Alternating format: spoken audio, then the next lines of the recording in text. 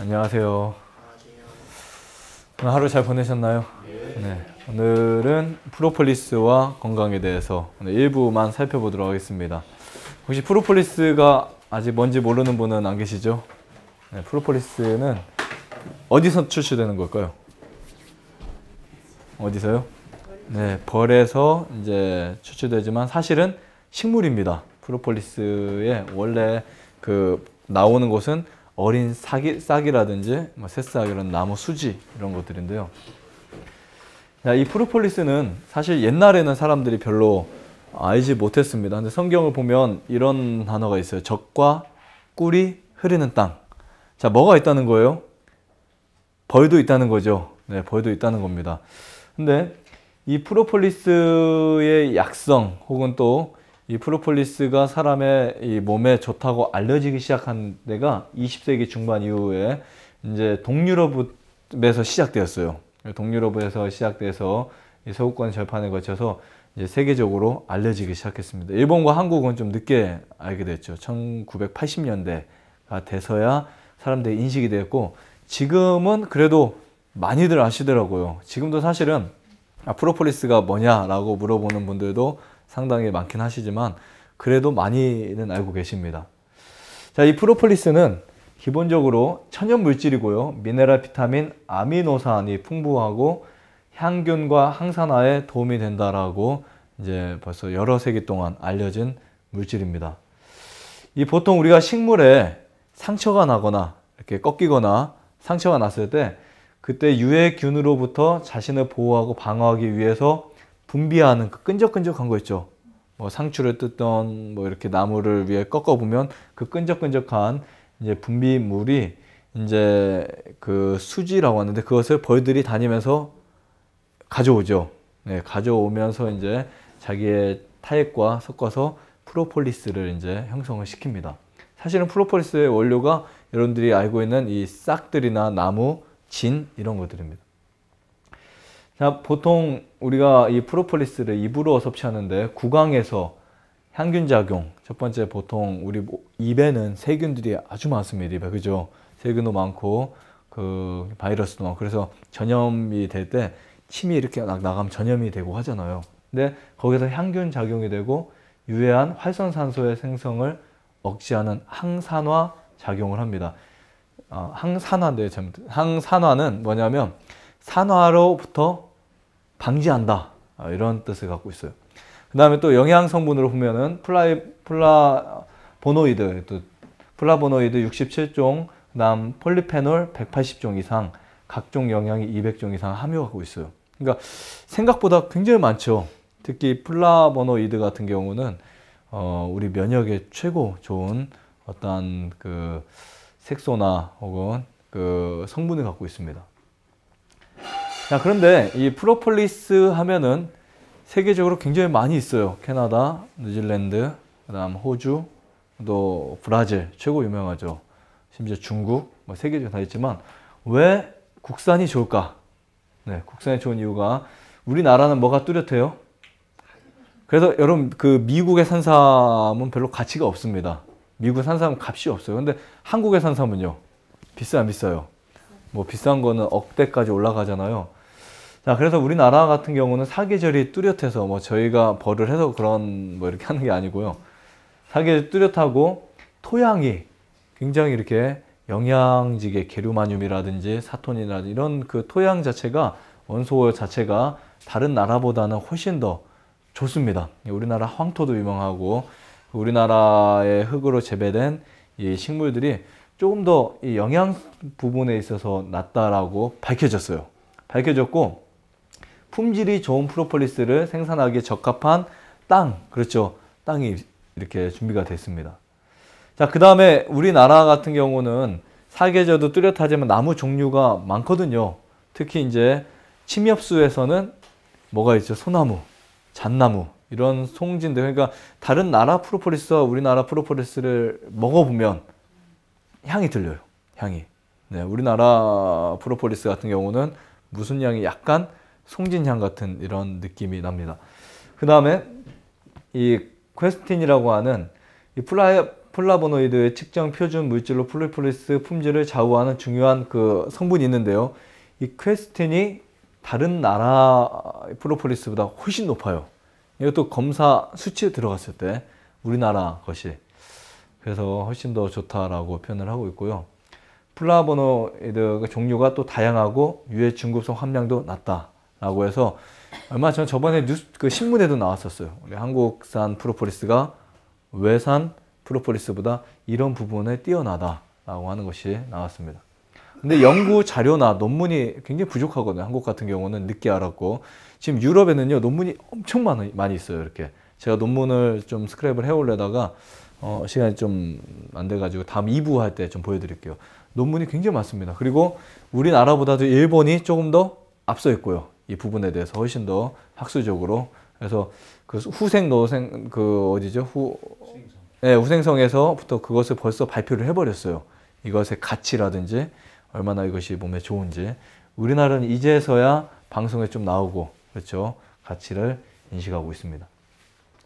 자, 이 프로폴리스의 기능을 보면요. 아주 특이한 기능들이 있어요. 냉해와 찐득이로부터 보호를 합니다.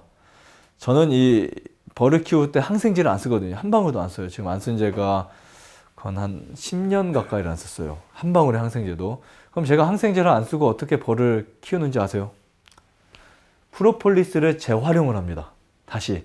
제가 이것을 빼앗아 가지고 그러니까 벌들이 프로폴리스를 많이 이렇게 나오게 하는 기간이 있거든요. 거의 한 5월달, 6월달, 7월달 이 기간 3, 4개월 동안 아주 많이 나와요. 그때는 벌통 위고 옆에 끈적끈적하게 많이 나옵니다. 그때 이걸 모아놨던 망을 교체를 하고 또 모으고 했다가 겨울에 오래 쓰고 남은 찌꺼기들을 또 벌에게 화분을 먹이를 갤 때나 뿌려줄 때나 그렇게 주면은 별로 그 항생제를 쓸 만한 병들이 잘 생기지 않아요. 그래서 거의 8, 9년, 10년 동안 항생제 한 방울 쓰지도 않고 그런 병을 거의 잘 걸리지 않는 그런 양봉을 해왔는데요. 자, 냉해와 찐득이로부터 보호, 식물의 성장 과정 중 식물의 수는 다 진이 있잖아요.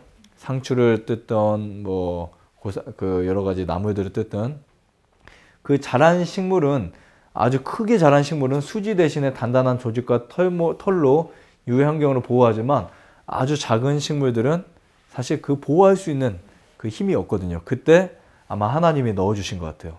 그때 본인 스스로 보호할 수 있도록 잘라지면 애기 나와서 자기를 보호하도록 만들어줍니다. 자, 그 다음에 일반적으로 프로폴리스를 식물 옆면 시비 잎사귀에다가 이렇게 뿌려주면요. 훨씬 더 잘 자라요. 네, 훨씬 더 잘 자랍니다. 이거 양쪽 두 개를 넣고 키워보면은 희석을 해가지고요. 너무 세면 물론 이 수용성으로 만들기 위해서 추출을 하다 보면은 알코올도 들어가고 그 다음에 또 그 기름과 물을 합쳐지게 하는 갑자기 유화제, 유화제가 들어가잖아요.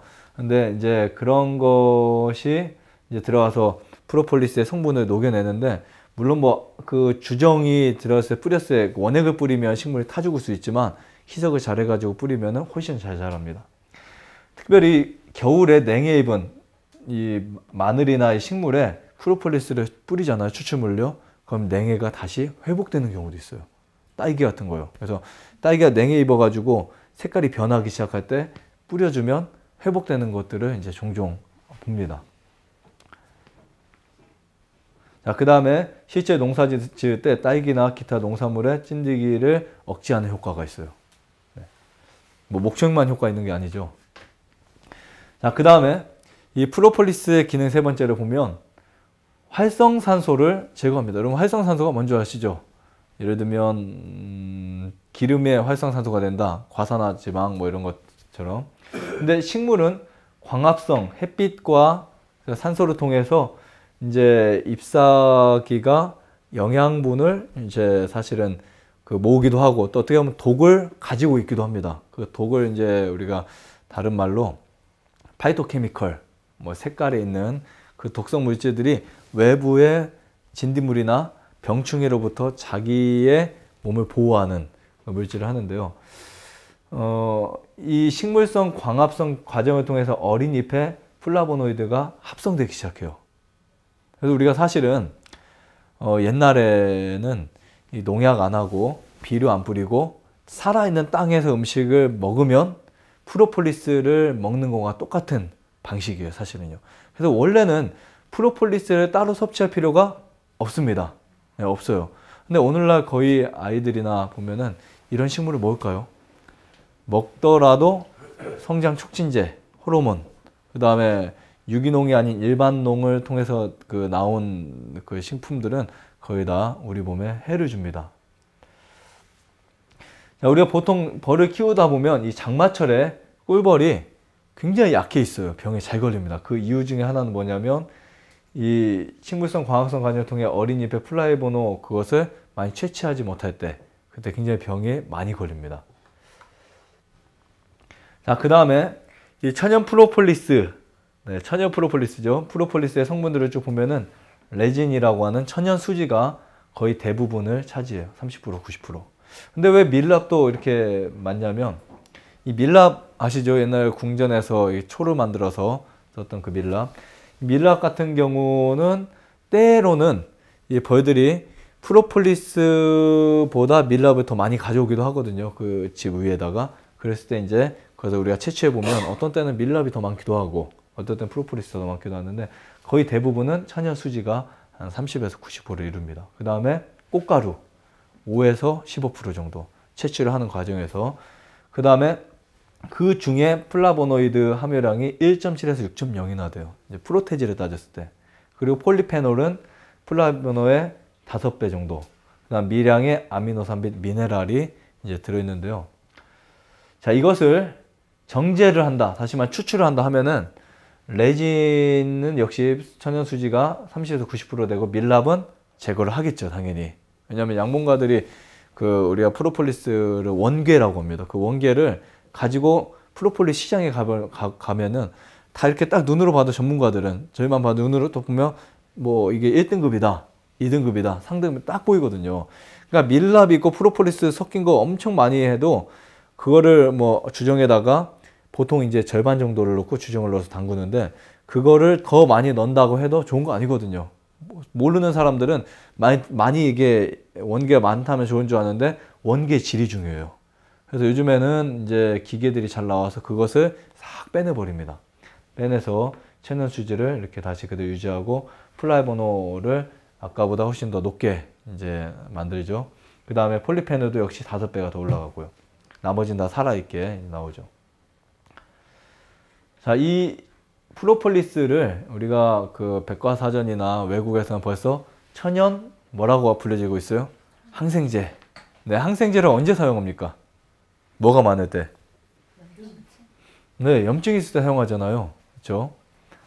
복합 항산화 물질로 해가지고 이것은 완전 멀티예요. 여러분들이 알고 있는 그냥 일반적 항산화가 아니라 복합적인 거, 다양하게. 왜냐하면 수많은, 그러니까 아카시아 나무, 그 다음에 오리목 나무. 오리목 나무는 실제로 그 오리목 열매를 혹시 보신 적 있어요? 갈색깔? 있죠? 그 갈색을 따가지고 냉동실에 얼렸다가 씹어보면 프로폴리스랑 똑같이 매콤해요, 혀가. 끈적끈적하고. 그리고 아카시아 나무, 그다음 소나무, 온나무 이런 나무들에서도 프로폴리스가 많이 채집이 됩니다. 옛날에는 아까 이제 그 어린 잎에서 나온다고 한 것은 최근에 이제 논문에 또 이제 계속 추가되는 사항들이고요. 원래는 예전에는 그냥 나무 진에서만 되는 줄 알았거든. 이제 진에서. 그 다음에 이제 염증 제거와 디톡스, 독스를 이렇게 해결하는데 탁월한 물질로 이제 평가받고 있고요. 그 다음에 보통 염증이나 활성산소를 우리는 뭐라고 불러요? 노폐물이라고 부르죠. 노폐물, 쓰레기, 독소라고 부르는데 이런 것을 제거하기 위해서는 반드시 항산화 물질이 있어야 돼요. 그렇죠? 항산화 물질이 있어야 됩니다. 그러니까 과일이라든지 채소라든지 이런 먹는 곡식들에서 항산화 작용을 통해서 사실은 우리가 매일 이렇게 살아가고 있는 거거든요.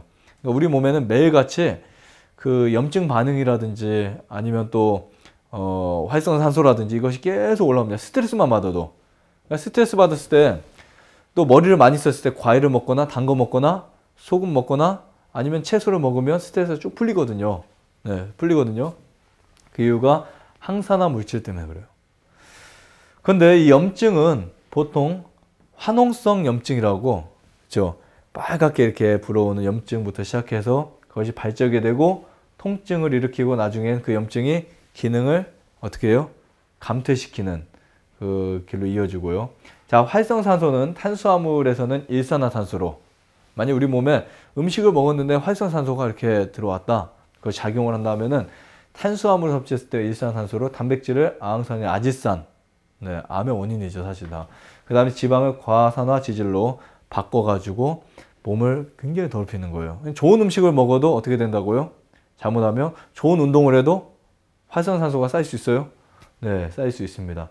그래서 그때마다 우리가 채소나 과일이나 곡식을 충분히 먹어줘야 되지만 혹시 부족하게 되면 이런 것들을 조금만 섭취해 주셔도 굉장히 큰 도움이 되지 않을까, 뭐 이런 생각을 하게 됩니다.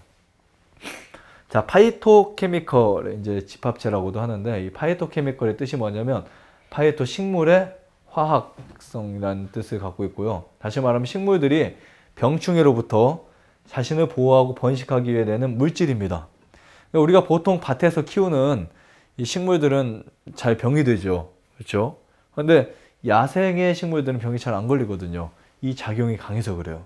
그래서 사람이 키우는 것보다 저절로 난 나물들이나 산에서 그렇게 뭐라고 하죠, 그거를? 산채들, 이런 것들이 더 좋다고 하는 이유가 뭐냐면 훨씬 더 강해요. 이런 것들이 스스로 살아남기 위한. 한동안 여러분 들어보셨어요? 현미가 독이다. 들어보셨죠? 메시지 쫙 떴었죠.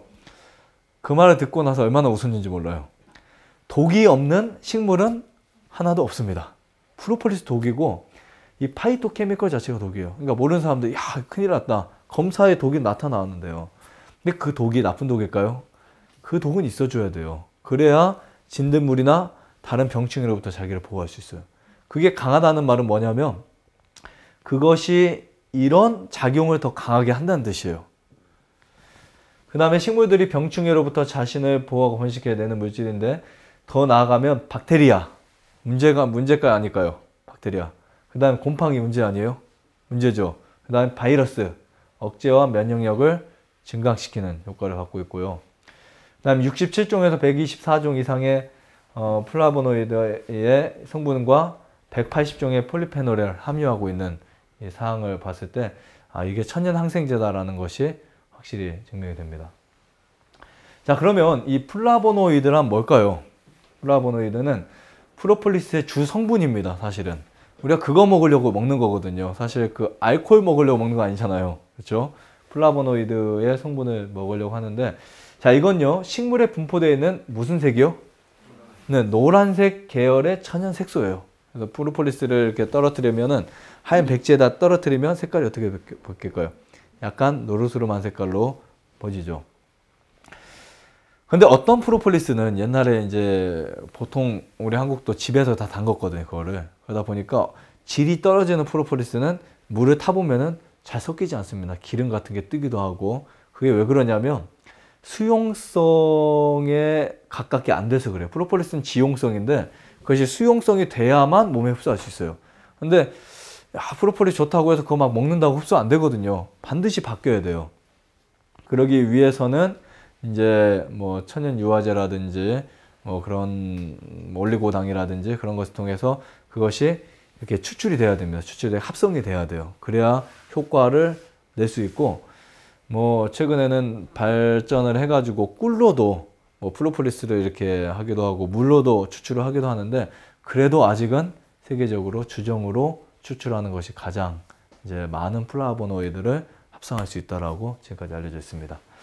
자, 그 다음에 천연 항균, 항암, 항바이러스, 항알레르기, 항염 활성을 지닌, 항염 활성을 지님을 이제 그 플라보노가 그런 성분이고요. 그 다음에 일일 총 플라보노이드 섭취량이 15에서 17g, 밀리그램 정도가 돼요. 우리가 섭취해야 되는 게. 그러니까 일반적으로 인스턴트 식품을 먹거나 아니면 발효식품을 먹거나 또 혹은 화식을 많이 하거나 뭐 아니면 뭐 이렇게 고기를 많이 하는 사람들이 뭐가 부족해요? 사실은 이게 부족하겠죠. 그때 항산화 작용을 완전히 떨어뜨린다는 사실을 깨닫게 됩니다. 사실 질병의 원인 알고 보면 간단해요. 이런 좋은 것들이 부족하면 걸리는 게 질병입니다. 그러니까 옛날 분들이 사실은 잘 못 드셨잖아요. 많이. 그럼에도 불구하고 질병 흑이 없었던 이유는 뭘까요? 물론 탄수화물이라든지 기본 영양소는 부족했을지라도 뭐만큼은 충분했어요. 비타민이라든지 미네랄이라든지 이런 플라보노이드라든지 혹은 또 색소 이런 것들이 충분했다는 사실을 우리가 알게 됩니다. 자, 그런데 중요한 게 있어요. 요즘 과일은 거의 과당 형태의 과일 질소가 많습니다. 근데 과일이나 채소에 함유되어 있는 플라보노이드와는 프로폴리스가 다른 점이 있어요. 뭐냐면 당이 함유되어 있지 않은 비배당체 물질이에요.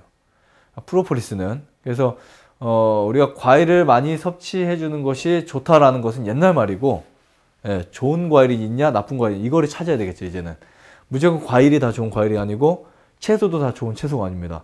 거기 질소 성분이 얼마나 들어있는지, 과당이 얼마나 많은지. 그러니까 옛날 사과를 먹으면 맛이 틀리죠. 아, 맛있다, 상큼하다. 드셔봤죠? 저희가 뭐 못났지만 사과나무나 복숭아나 배 이렇게 과일은 못났지만 먹었을 때 맛이 틀려요. 천지 차이예요. 순수하면서도 달긴 달지만 그 당 자체가 틀립니다. 하지만 프로폴리스는 비배당체로 이제 흡수가 굉장히 잘 되는, 네, 플라보노이드가 흡수가 잘 되는 물질로 되어 있고요. 자, 그 다음에 이제 이 퀘시틴이라고 하는 물질은 플라보노이드의 한 종류, 천연 항산화, 항염, 항알레르기 활성을 가졌는데 이 퀘시틴 때문에 이노작용이 잘 되는 거예요. 그래서 간혹 이제 이 복수가 차시거나 부종이 있는 분들이 프로폴리스를 잘 섭취해 드시면, 물론 혈중 반감기가 있어요. 1시간 반에 2시간.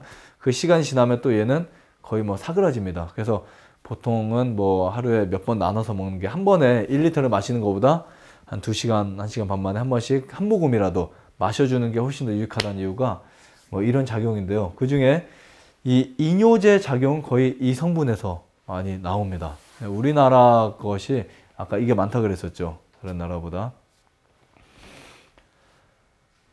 자, 이런 부분은 여러분들 다 아시고. 1985년 일본에서 개최된 제30차 세계 양봉대회와 1991년 일본 암학회에서 이제 발표가 되고 입증이 되었습니다.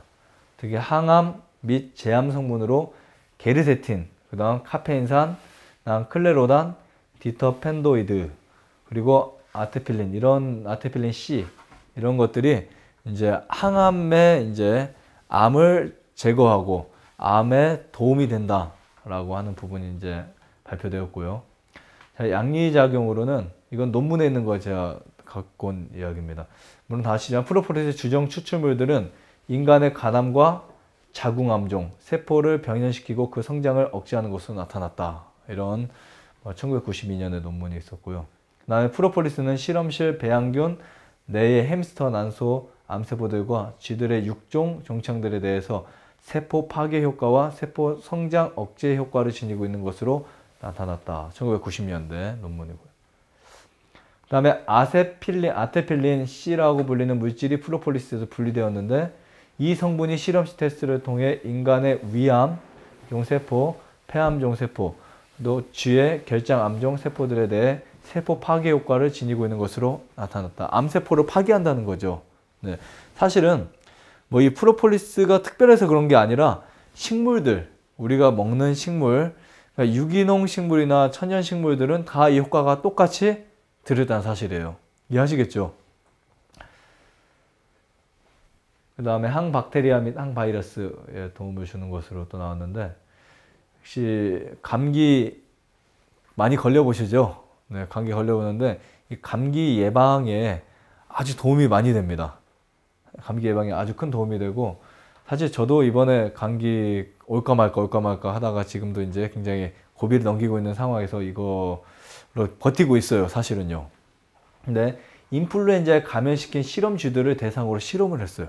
실험을 했는데 아무런 치료를 받지 않은 쥐들은요, 며칠 만에 사망했을까요? 5일 만에 사망합니다. 근데 감염 이전에 프로폴리스 추출물을 구강 복용한 쥐들은 40%가 생존했어요. 다 사망했는데. 자, 그런데 주사로 투여받은 쥐들은요, 몇 프로요? 60%가 생존합니다. 자, 이 말은 뭐냐면 이 쥐에게도 이 감염이 되었을 때 그 염증이 이제 이렇게 염증이 확산되고 바이러스가 커졌을 때 뭐가 방지한다는 거예요? 이런 플라보노이드 혹은 퀘스틴인 성분들이 방어를 한다는 거예요. 그러니까 감기나 목이 아플 때나 혹은 내 몸이 좋지 않을 때 그래서 많이 섭취해주면 훨씬 더 잘 넘어갈 수 있는 기회가 될 수 있고요.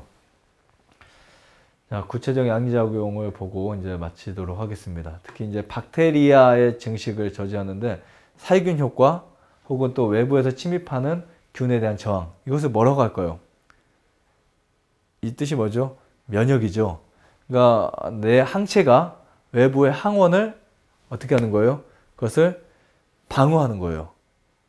방어하는 겁니다. 자, 사상균, 살균, 칸디다균, 즉 여성의 지렴이나 손발 무좀에 강한 살균.